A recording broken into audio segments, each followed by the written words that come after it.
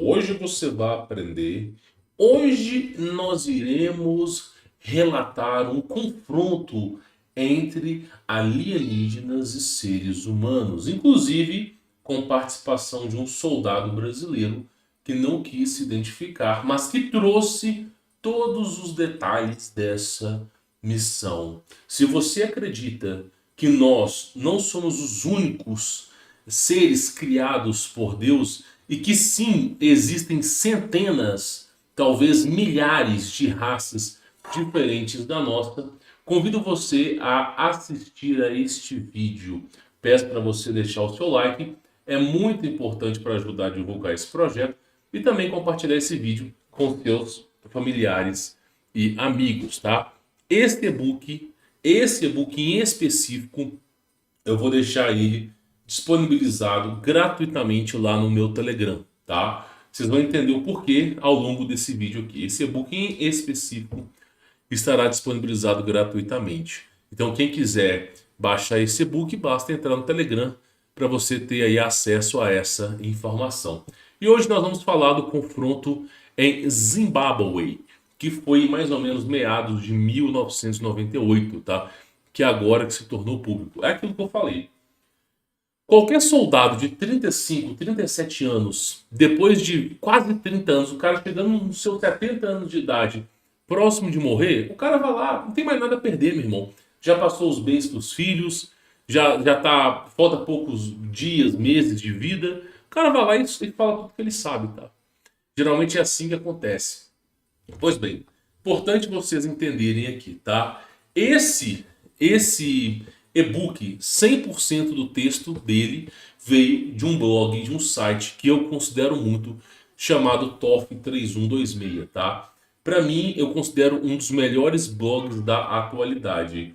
É uma pena que esse blog deixou de existir durante um tempo e voltou a existir. Eu acho que ele até sofreu um ataque de alguma coisa de hacker ou simplesmente alguma coisa aconteceu.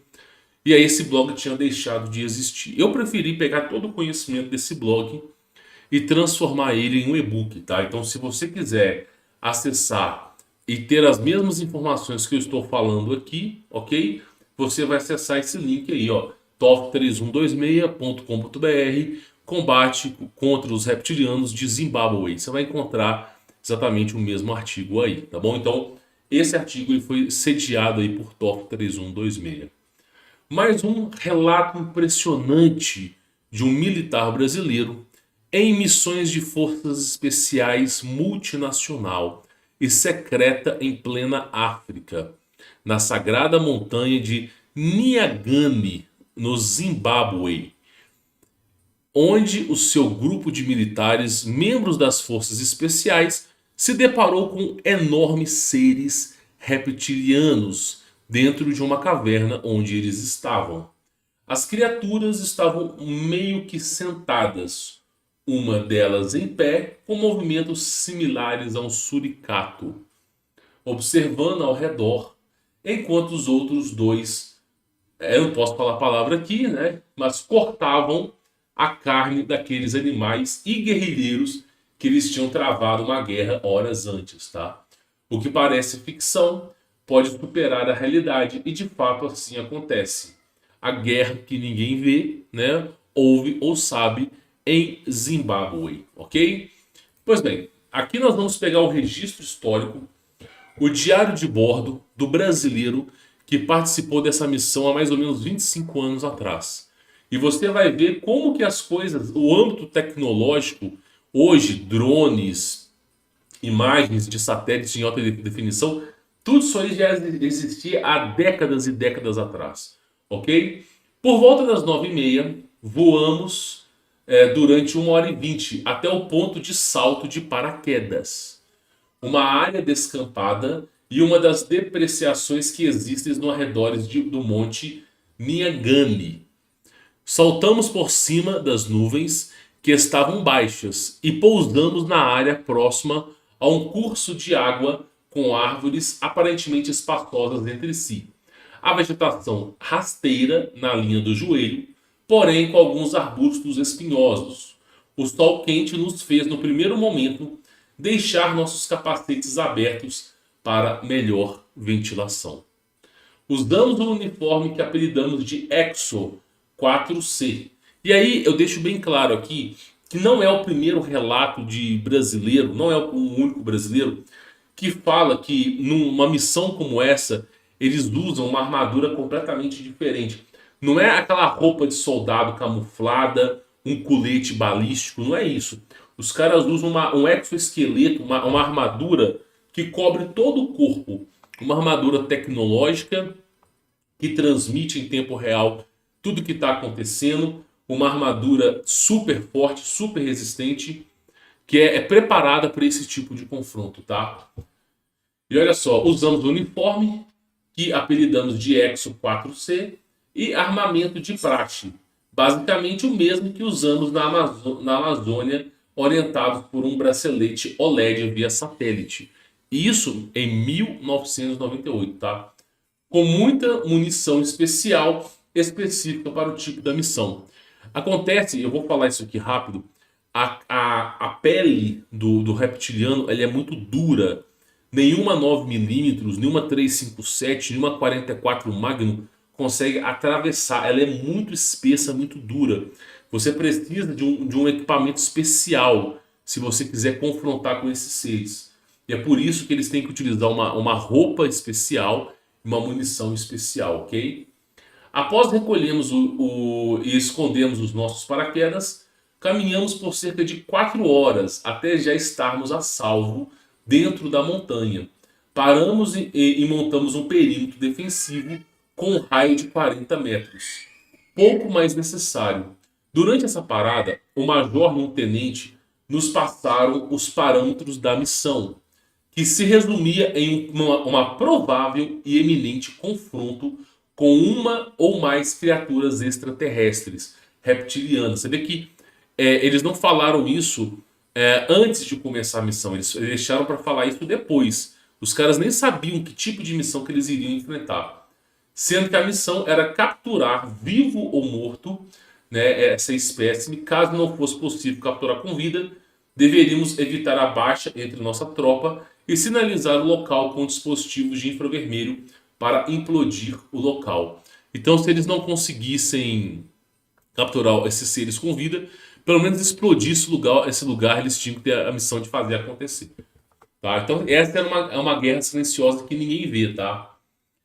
Após o descanso de cerca de 30 minutos, no perímetro defensivo, levantamos marcha, selva adentro, orientados e observados a partir deste momento por um satélite. O tempo todo eles estavam sendo observados por um satélite. Os trajes, eles têm câmeras de alta definição, eles escutam o que os caras estão falando o tempo todo sendo monitorado, tá? As câmeras de alta resolução que tínhamos no capacete e no peito foram acionadas. Nosso sistema de proteção no uniforme também foi ligado e depois de mais de 1 hora na vegetação densa, adentramos no monte Nyagani. Então você percebe que esse uniforme ele transmite ao vivo o que está acontecendo em tempo real para aqueles pessoas de alta patente do exército, e eles tiveram que ativar uma coisa como se fosse um campo magnético, como se fosse uma proteção extra. Sabe aqueles escudos magnéticos? Quem já jogou Halo sabe muito o que eu estou falando. Um escudo magnético que ele aparece para você se proteger de tiros a laser. Mais ou menos essa perspectiva do campo de defesa desses trajes, tá? E depois de 1 hora de vegetação, eles adentraram em Nyagani.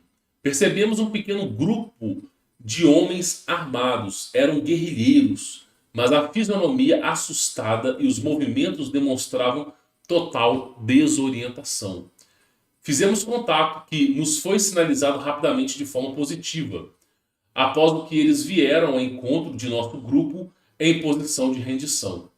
Apesar de nossos uniformes e armamentos serem diferentes das forças militares convencionais, estávamos sem o capacete devido ao calor, o que ajudou em nossos contatos. Foram interrogados por um intérprete que nos revelou sobre um confronto que os guerrilheiros tiveram algumas horas antes, com criaturas enormes e com aparência monstruosa. O pavor era visível em todos. Vendo seu grupo morrer, eles fugiram por não conseguirem deter tais seres. Nos disseram também que o grupo deles era originalmente cerca de 120 homens, mas muitos morreram e outros eles não sabiam dizer o que aconteceu, porque optaram por fugir em diferentes direções. E aqui tem uma imagem do segundo relato do brasileiro que participou dessa missão. Aqui nessa região aqui é o confronto, ó. É onde eles encontraram os reptilianos aqui na caverna. E eles pousaram de paraquedas aqui, ó. Por que eles não pousaram perto daqui? Porque aí os reptilianos iriam ver. Ou os alienígenas, eles iriam ver ali. Então eles pousaram quilômetros de distância. Para quê? Para saírem do campo de visão. Né? Muitas vezes, esses lugares são protegidos com drones, são protegidos com alguma coisa invisível. E aí o que aconteceu foi que eles pousaram quilômetros de distância antes e dali que eles foram peregrinando até lá, ok? É a estratégia mais segura. Nos disseram que quando seguiam naquela região foram violenta e brutalmente atacados. Houve intenso tiroteio, tiveram várias baixas entre mortos e feridos, o que os fez fugir do local. Os guerrilheiros estavam cansados, com medo e com sede, apesar de haver um pequeno curso de água próximo. Os caras com sede não buscaram água no rio, olha só por quê. Mas eles estavam com medo de buscar água. Nos disseram, pois, que uma das criaturas saiu da margem do córrego e os atacou quando o outro veio na mata, forçando-os a se dividirem. O que acontece? Esses seres são extremamente inteligentes. Eles sabem que as pessoas vão precisar de água. Depois que você corre quilômetros e quilômetros, que a sua boca está seca, que você está sedento por água, eles sabem que aquela região que tem água é a região que as pessoas iriam ali. E aí o que aconteceu foi o seguinte. Eles cercaram o perímetro do rio para justamente os caras, quando voltassem para beber água, não conseguissem, tá? Fossem interceptados.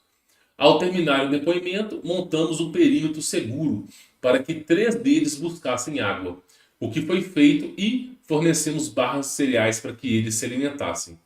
Os orientamos a seguirem rumo a noroeste pela trilha que fizemos. Devolvemos o armamento e os orientamos sobre segurança que deveriam observar até chegar em seu destino. A noite estava se aproximando e com ela o frio. O nosso uniforme regulava a temperatura. Logo, nos colocávamos em marcha. Então o uniforme dos caras, ainda assim, em 1998. Em 1998 você tinha o N, eu acho que nem o N95. Os telefones eram 6120, cara. Sabe aqueles telefones com joguinho de cobrinha, Snake? Você imagina, olha o nível tecnológico que os caras já tinham naquela época, tá? Então o uniforme deles já regulou a temperatura e eles colocaram em marcha. Creio que 1 hora depois já estávamos num dos sulcos laterais naturais da montanha, com vegetação baixa e árvores com copas de 3 a 4 metros. Mas não eram muito próximas uma das outras, e entre pedras, muito mato abaixo. Porém, um pouco mais à frente, as árvores se fechavam e suas copas cobriam o espaço embaixo. Subitamente avistamos uma vaca morta e completamente dissecada. Estava sem os olhos, língua, órgãos genitais e um corte na barriga de onde foram tirados todos os órgãos internos. Não havia presença de sangue no local, o que indicava que as criaturas estavam por perto, já que o que sobrou do corpo do animal ainda não estava rígido, né? Então, quando o animal ele vem a falecer, eu falo de experiência pessoal, ele fica rígido, tá? Galinha, pato, coelho, quando o animal morre, ele fica rígido. É uma curiosidade. Dificilmente o animal fica mole, tá? Depende. Se o animal ele morreu de uma maneira muito, muito sutil, ele fica mole. Mas dependendo da situação que o animal morre, ele fica rígido, tá? E aí, olha que coisa interessante. Um pouco mais para frente, vimos uma abertura na transversal no meio de 2 rochas, com certa vegetação ao redor. Entramos e após uns 5 metros deparamos com uma corte nas rochas. Um corte nas rochas no formato triangular. Um corte perfeito, criando um pequeno túnel de aproximadamente uns 6 metros, com paredes lisas, similar a uma pedra de mármore. É o que eu digo, a tecnologia que esses seres têm é inacreditável. Os caras conseguem cortar pedra, deixar a pedra tão lisa como se fosse mármore. Isso fortalecia o indício de que estávamos próximos de encontrar o que procurávamos. Andamos com muito cuidado. Nosso sistema de isolamento do uniforme, agora ligado. E o sistema de isolamento é o seguinte: é um sistema de. É como se fosse invisibilidade. Ele oculta o som, ou faz de uma maneira que o soldado não seja facilmente visto, tá? Armamento engatilhado e pronto para disparar. E nós fomos entrando até passarmos e chegarmos a uma grande caverna, meio escura com apenas poucos raios de luz do sol penetrando por uma abertura superior, que já se desfazia, né, entrando por um grande buraco acima, rodeado pela copa das árvores. Em seguida, posicionamos nossas tropas ao redor da saída do túnel, já que também havia soldados próximos à entrada. Nos espalhamos na formação triangulada, com cerca de 4 a 6 metros de distância um do outro, com movimentos rasteiros e lentos, até percebermos movimentos a cerca de uns 100 metros à nossa frente. Num declive de 20 graus, neste momento rastejamos pela vegetação, com cuidado até estar numa distância segura. Aqui não é relatado, mas tem outros brasileiros que passaram por essas experiências que dizem que esses reptilianos eles têm telepatia. Eles conseguem ler a mente humana. E aí você tem que usar um certo tipo de frequência para você bloquear essa captação de leitura de mente. E que essas roupas especiais, elas conseguem bloquear esse tipo de leitura de mente, né? Além daquilo que ela faz normalmente, tá? E aí, olha que coisa interessante.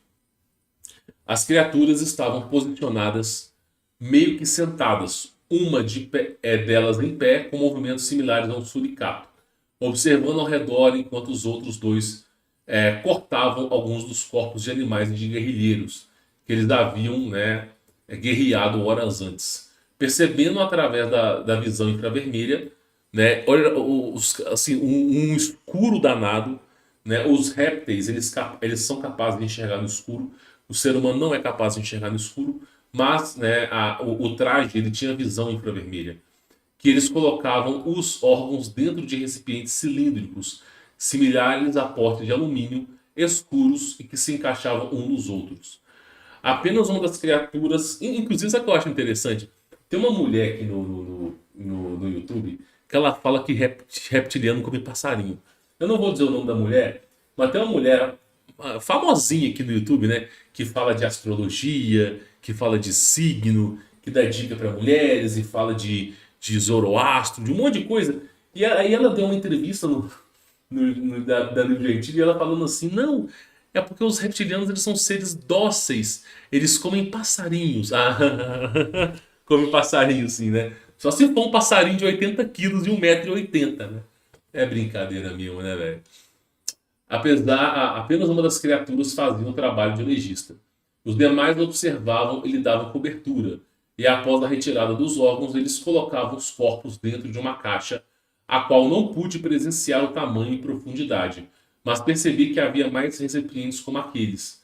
Esses recipientes flutuavam, levitavam a poucos centímetros do chão. Elas tinham algo em torno de 2,5 metros de altura. Aqui eles tinham, né? Apesar de não ficarem eretos, sempre ficando meio curvados. Tinham pele escamosa, de cor meio amarelada, com as partes do lombo das costas um tom esverdeado, cabeça grande com vários e pequenas pontas, olhos amarelados, tipo de olho de réptil, com íris vertical, é aquilo que eu tinha falado. Lo- é, Deixa eu ver. Braços e pernas fortes, com mãos longas, com 4 dedos afiados. Usava um colete escuro que tinha nas laterais compartimentos com objetos. No braço direito tinha uma espécie de bracelete na mesma cor da sua pele. O bracelete vai do pulso ao cotovelo, tá? É usado por eles aí. E todos portavam uma espécie de pequena lança, similar a um cajado. Usavam uma espécie de bota que não tinha cadarços ou zíper. Este calçado chegava até a altura do joelho e tinha uma cor esverdeada com marrom. E aí aqui é o confronto, onde os caras começaram a confrontar esses seres. Após cerca de 10 minutos de observação, procuramos fazer o círculo triangulado em torno das três criaturas, mas mantendo uma distância segura.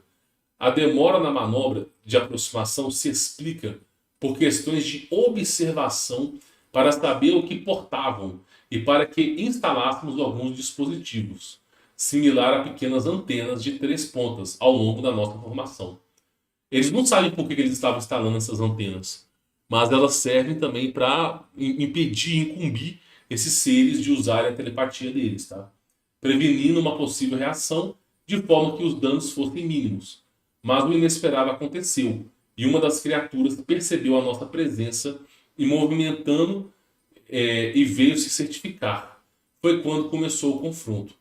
Eu estava na parte baixa da triangulação com 8 homens fortemente armados, com uma distância entre si de uns 5 a 6 metros.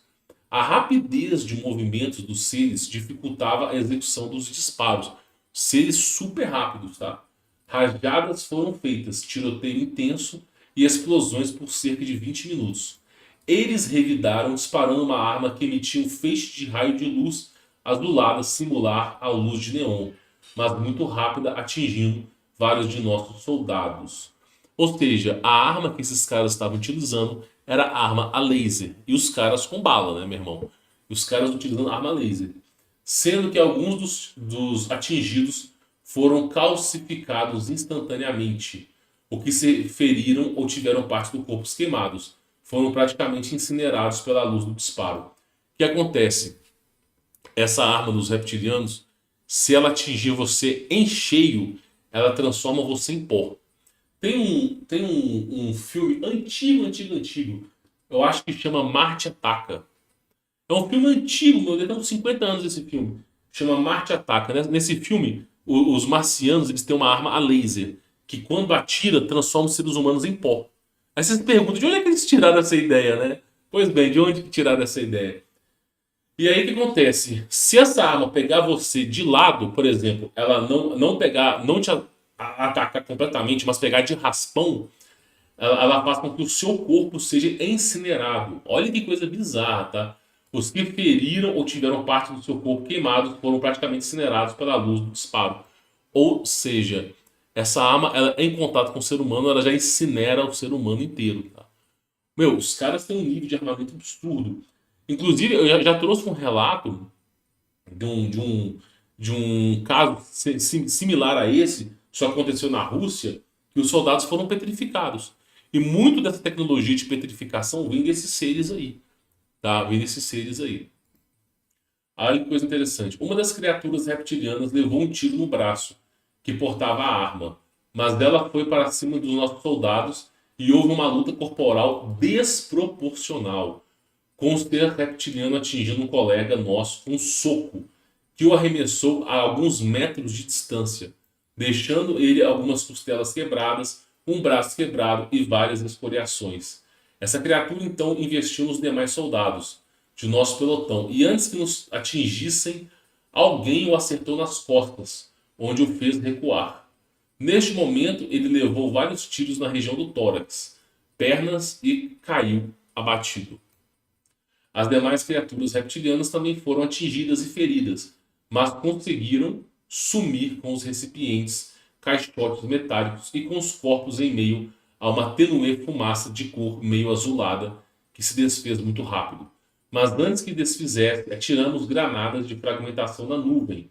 O interessante é que não explodiram e nem caíram de volta ao solo, simplesmente também sumiram no ar.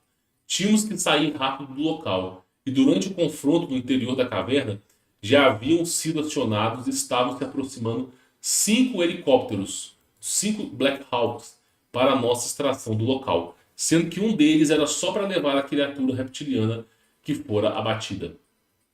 Ele pesava algo em torno de 200 quilos, dando trabalho para uma remoção para fora da caverna. Ao revistar a criatura, o tenente norte-americano nos impediu de retirar qualquer coisa que estivesse em poder da entidade.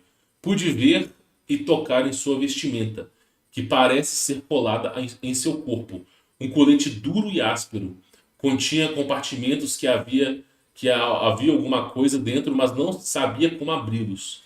Suas botas pareciam ter sido feitas em seus próprios pés. O bracelete ia do pulso ao cotovelo, e sua arma era muito leve. Vi que tinham 3 furos de bala nas costas, mas um e mais uma no pescoço, e apenas um pequeno filete de sangue. Acharam a arma que ele portava, que parecia com um aspirador de pó de automóvel. Olha pra tu ver, cara. Onde tinha no extremo um arco que abraçava o braço e um encaixe de dedo. Quando colocamos junto ao corpo, ela acendeu uma luz cor de violeta bem fraca, sinal de comando simbiótico, ou seja, somente aquele indivíduo poderia acionar aquela arma. O tempo era curto e todos já se movimentavam para sair o quanto antes, pois achávamos que os reptilianos poderiam voltar com reforços para resgatar, né, o ser que tombou e capturamos. Nos posicionamos numa área onde os pilotos poderiam nos ver e um dos Black Hawks desceu e retirou todos nós, mortos e feridos. Passado alguns minutos, percebemos os estrondos das explosões e um ataque aéreo dos nossos caças, dos F-18, que não pude identificar devido à distância e por já ser à noite. Os feridos e mortos também foram evacuados de forma rápida pelos Black Hawks, que desceram pelo buraco do teto da caverna, já que o terreno não apresentava dificuldades para tal, onde levamos cerca de 15 minutos para a retirada de todos.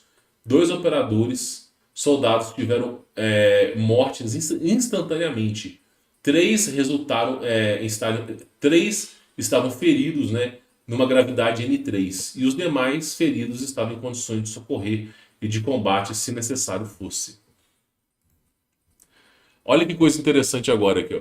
Durante a evacuação, as tropas que fizeram a proteção externa nos relatou que assim que terminou o tiroteio, porque assim, eles estabeleceram um perímetro.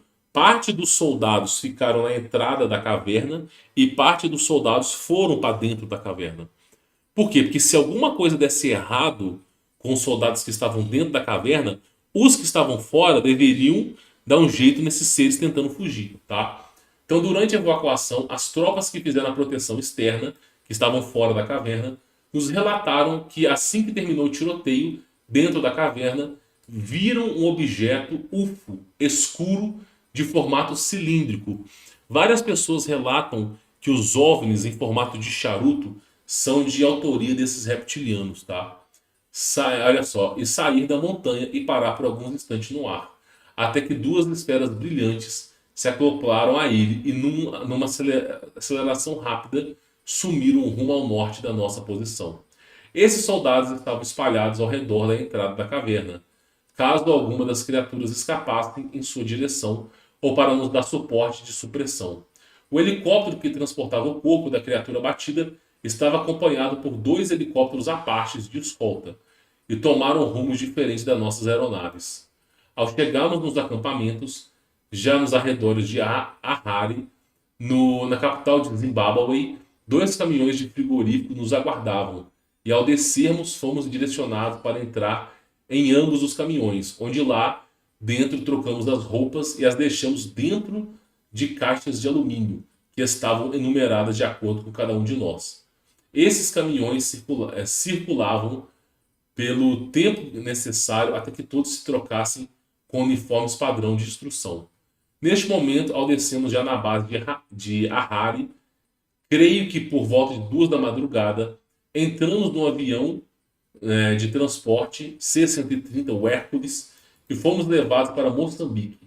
Durante o trajeto, fomos orientados a esquecer a missão e não comentá-la de forma alguma com quem quer que fosse e sob qualquer circunstância, sob pena de lei marcial e provavelmente condenação à morte. Chegando na base aérea, em Maputo, fomos levados para realizar uma bateria de exames médicos completos e uma entrevista com uma equipe de agentes da CIA ou da NSA. Mas nesse momento já estávamos divididos, separados em pequenos grupos.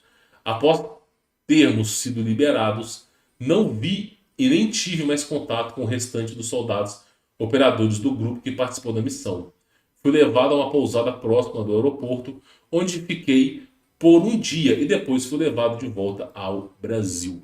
Olha que coisa bizarra, meu irmão, bizarra. Os caras confrontaram reptilianos e mesmo assim, mesmo usando esse traje energético, um traje com campo magnético, bloqueio de telepatia, com infravermelho, com tudo que você pode imaginar, ainda assim não foi palho pro mano a mano com o reptiliano, cara. Não foi palho. O bicho é monstro, monstro mesmo. E aí você vê que as armas que os seres tinham, meu, se pegasse, transformava o ser humano em pó, em cinza. Instantaneamente, cara. E eu lembro uma vez que teve uma entrevista com o Putin que ele falou o seguinte, né? Que pelo menos na Rússia é coisa diferente do resto do mundo. Ele falou que os alienígenas eles tinham uma arma que era capaz de petrificar a humanidade inteira e que isso assustava eles, tá? Para vocês terem mais ou menos uma ideia do nível que é a coisa. E assim, os caras têm 2,5 metros de forma curvada, nem é de forma reta, tá? O corpo dos seres é assim, absurdo.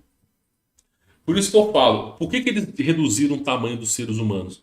Pega um ser humano na época de Tartar, Parará, Purururiá. Pega um ser humano na época de Tartária. Vamos falar Tartária, né? Pega um ser humano daquela época. O ser humano tinha 6 metros. O reptiliano tinha 2,5 metros. Quem ganhava uma batalha como essa? Pensa comigo. Um ser humano de 6 metros naquela época, com um nível de testosterona 1000 vezes maior do que a nossa. Os caras musculosos até dizer que chega. A pele dos caras dura, dura, dura. O ser humano naquela época muito mais glorioso do que agora. Você acha que quem ia ganhar essa guerra? Quem ia bater de frente? Então, o que acontece é que esse processo de hibridização que vem de anjos caídos, desses monstros, meu, esse processo de hibridização só vai enfraquecendo o ser humano. Pra você ter ideia, a nossa geração agora, pela primeira vez na história, nós somos menores que esses seres. A gente não era menor que esses seres. Tá entendendo? E a próxima geração vai ser menor e menor ainda. Então é a questão que nós vimos. Aí as pessoas ficam falando assim, não, quanto mais tecnologia você tem, quanto mais você avança na ciência, mais do bem você fica, mais você vai alcançar a iluminação. Só que for iluminação vegana, porque não tem iluminação nenhuma. Você tem seres que atravessam portais, fazem teletransporte, seres que alcançaram a imortalidade e mesmo assim são maus por natureza. Porque o corpo em si, a tecnologia que você usa, não diz respeito ao seu espírito. O seu espírito que vai redigir se você é bem ou se você é mal. Por isso que é falado joio e trigo, porque é o espírito. O corpo humano já está misturado. A semente de Caim, a semente de Sete, que é o sucessor de Abel, já está misturado. O joio e o trigo estão misturados. O que diferencia você de ser bem ou mal é o teu espírito.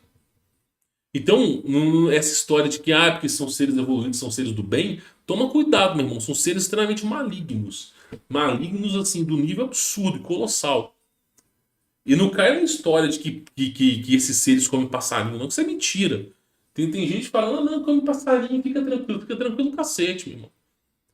Né? Você tem que invocar o nome de Jesus, porque todos os seres humanos possuem um anjo de guarda. Não é um anjo da guarda, é um anjo de guarda. Existe uma diferença. O que é um anjo de guarda? Ele está ali para impedir o sobrenatural sobre a sua vida. Ele está ali para impedir que alguma coisa do sobrenatural aconteça a você. E aí, quando você invoca o nome de Deus, Jesus, você opera milagres.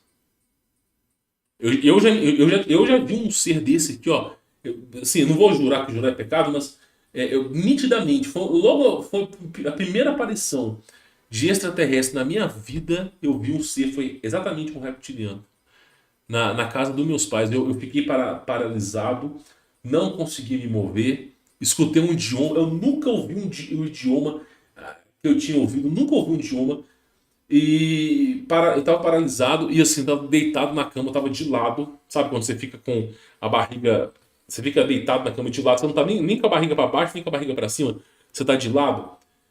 E aí eu escutando um breu danado, que a luz tava apagada, porta trancada, eu escutando um idioma que eu nunca tinha ouvido falar, e eu vendo só uma luz nas minhas costas, alguma luz, como se alguém tivesse abrindo as minhas costas inteiras.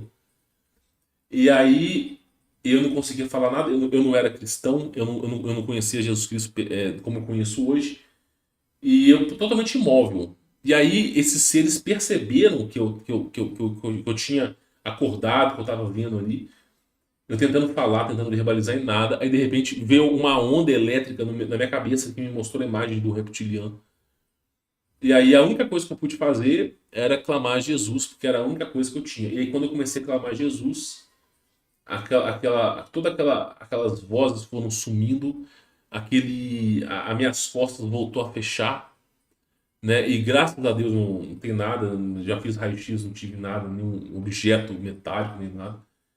E aí meu pai acordou assustado, porque meu pai tinha ouvido um barulho no terraço, e parecia que tinha alguém invadindo a casa. Aí eu peguei um facão, na época eu tinha um facão, deixava por segurança na casa, né?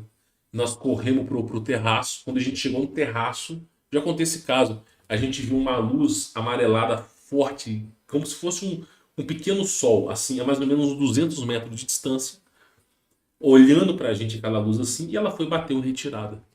Né? Isso aí eu falo pra vocês, aconteceu comigo, foi a vez mais absurda que aconteceu na minha vida. E dali por diante eu comecei a entender que realmente a presença de Jesus Cristo ela excede todas as gerações, excede tudo. Então eu comecei a perceber a partir dali a força do nome de Jesus. E aí eu comecei a me tornar, a buscar, pô, por que que um ser que tem disco voador, por que que um ser muito mais tecnológico do que eu tem medo de um Jesus Cristo? Não faz sentido. E aí eu comecei a me estudar mais sobre o assunto, tá? E vou dizer pra vocês, meu irmão, foi a melhor escolha que eu fiz na minha vida. A melhor escolha que eu fiz na minha vida. Porque o mundo espiritual, o pessoal chama de mundo espiritual, mas o desconhecido, vamos falar a verdade, o desconhecido, não é mundo espiritual, é desconhecido. Ele causa esse pavor nos seres humanos. Então você imagina a batalha que os caras tiveram lá, ó, a batalha que os caras tiveram lá, enfrentando esses monstros aí. Por isso que eu falo pra vocês, nem com esse traje os caras deram certo. Nem com esse traje. Eu digo pra vocês, né, nós só não somos escravos ainda porque várias raças de alienígenas tentam nos escravizar ao mesmo tempo. Várias facções criminosas tentam dominar o mundo ao mesmo tempo. Se houvesse apenas uma raça de alienígena, nós já estaríamos governados, dominados por eles. Mas aí você tem os draconianos querendo o poder, que são a geração de híbridos dos serafins. Você tem os reptilianos, que são a geração de híbridos dos querubins. Você tem os filhos dos Watchers, dos vigilantes, que eram na era pré-diluviana, que se resultou em gigantes, mas que hoje em dia são outros seres. Você tem uma porrada de seres, tem todo mundo tentando dominar o mundo. Por quê? Porque eles sabem que o mundo vai acabar. Existe uma coisa chamada inversão magnética relógio Cronos. Eles sabem que a Terra está diminuindo de tamanho e que se você não fizer nada a respeito, uma hora a coisa vai acontecer e todo mundo vai para o ralo. Eles sabem que eles não conseguem bater de frente com Deus. Então, o objetivo deles é o quê? Dominar o mundo da melhor maneira possível e conseguir, de alguma maneira, sair daqui e fugir do julgamento de Deus. Né? Se lançar longe daqui.